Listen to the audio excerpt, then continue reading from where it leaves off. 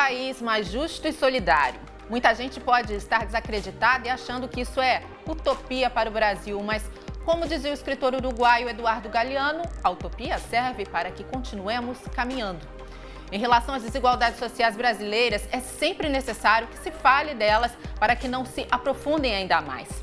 E, recentemente, a Oxfam Brasil lançou um relatório para entender como esse problema impacta na vida de cada um de nós. A diretora executiva da organização, Kátia Maia, está em conexão com a gente. Tudo bem, Kátia? Você está falando de Estocolmo, no Canadá, está aí para um evento, né? Seja bem-vindo ao Conexão, na Suécia. Tudo bem, muito obrigada e obrigada pelo convite para fazer essa conversa. Nada, foi um prazer, vai ser um prazer conversar com você. O nome do relatório, A Distância que Nos Une, já é proposital, é para chamar a atenção de todos realmente para essa questão? Exatamente. A gente pensou muito sobre o nome, porque o Brasil é um país hoje com uma distância muito grande entre aqueles que são super ricos e aqueles que são os mais pobres. E o que nós queremos chamar a atenção é que essa distância, ela é uma responsabilidade de todos nós. E nesse sentido, ela nos une como sociedade na responsabilidade de buscar reduzir essas desigualdades. O que chamou a atenção nesse estudo? Olha, o que a gente procura, como você disse, com o estudo, é realmente dar uma visibilidade para os vários dados que mostram o nível em que nós estamos de desigualdade no Brasil, né? Ainda que o Brasil tenha melhorado no seu combate à pobreza nos últimos anos, a realidade é que nós temos níveis de desigualdade extremos. Tanto desigualdades econômicas, como desigualdades sociais, como também discriminações em relação a gênero e raça. Hoje o Brasil é um país onde 6 pessoas possuem a mesma riqueza que a metade mais pobre do país.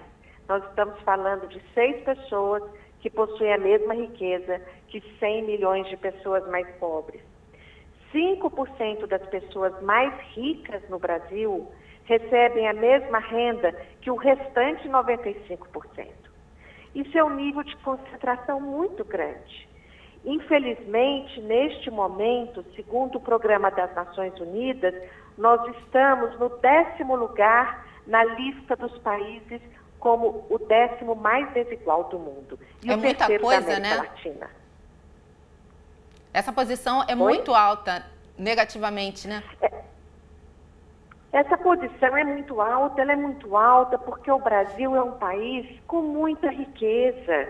É um país que tem tudo para enfrentar e reduzir essas desigualdades. É muito importante dizer o seguinte, o que nós estamos chamando a atenção não é que todo mundo tem que ser igual. Não é que a gente está ignorando o mérito daquelas pessoas que lutam. Acontece que o país ele tem níveis de desigualdade tão profundos que eles impedem, essa desigualdade impede que as pessoas tenham o mesmo direito, as mesmas oportunidades. Por exemplo, as mulheres, para elas poderem ganhar, elas ganham hoje 62% do que ganham os homens, para fazer as mesmas funções. Os negros ganham 57% do que ganham os brancos. Eles só vão ter equiparação de renda, os negros, com os brancos, em 2089 no Brasil. E as mulheres, deixa eu te interromper um minutinho só para voltar nessa data em relação à diferença, equiparação de salário, mulheres e homens. Para as mulheres chegarem ao nível de salário dos homens só trabalhando até 2047. Exatamente, exatamente. E isso que nós estamos no século XXI. Então, isso sem contar a jornada dupla do trabalho da mulher, né? Que chega em casa, ainda vai cuidar dos filhos, exatamente, né? Que ainda estamos longe de ter uma sociedade onde a maioria dos homens assuma a responsabilidade das responsabilidades de casa, né? Então, é uma diferença muito grande, considerando onde nós estamos como sociedade. Vocês também fizeram uma análise em relação a tributos e impostos, né? Assunto que interessa muito aí aos mais ricos e que a classe média baixa costuma entender pouco. O que você ressalta para a gente sobre exatamente esse tema? Olha, esse é um tema muito importante, porque o Brasil fala muito que a gente paga muitos impostos e a verdade é que a tributação no Brasil, ela não é excessiva, ela é injusta, porque a gente está mais ou menos na média de vários países desenvolvidos. O que acontece no Brasil é que quem mais paga imposto é a classe média e o mais pobre. Os mais pobres. E isso é o que a gente precisa explicar para a sociedade. Porque aqueles que são muito, muito ricos, eles não pagam impostos. Vou te dar um exemplo. Quem tem um carrinho, pode ser um carrinho mais simples, um carrinho mais chique, todo mundo paga IPVA, quem tem carro. Agora, se você tem um iate, se você tem um jatinho, se você tem um helicóptero, você não paga imposto sobre isso. Você não tem um imposto como IPVA sobre isso.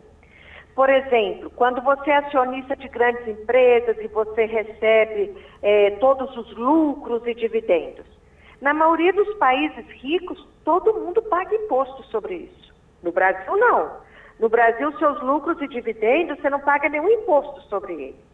Então, e aí a gente pode continuar. Por exemplo, aqueles mais pobres no Brasil, eles têm, em geral, uma carga tributária que equivale a 32% da renda deles.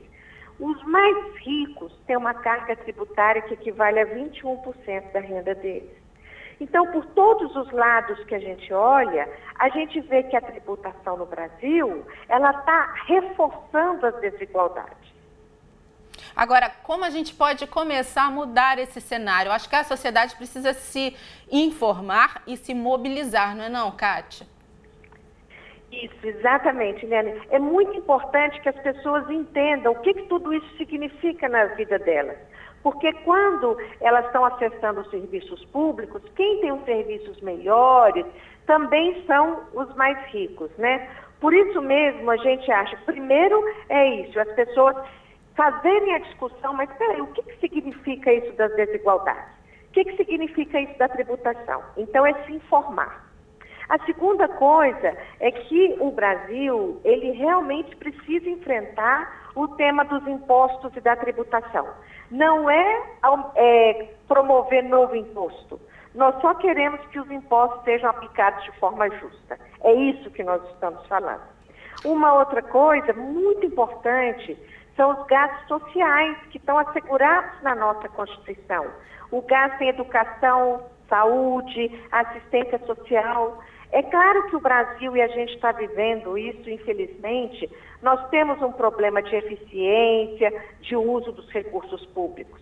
Mas isso não pode impedir da gente continuar garantindo os recursos necessários para uma educação de qualidade da população, especialmente aquela população que tem uma renda menor. Então, o dinheiro para a educação, para a saúde, ele é um dinheiro garantido na Constituição.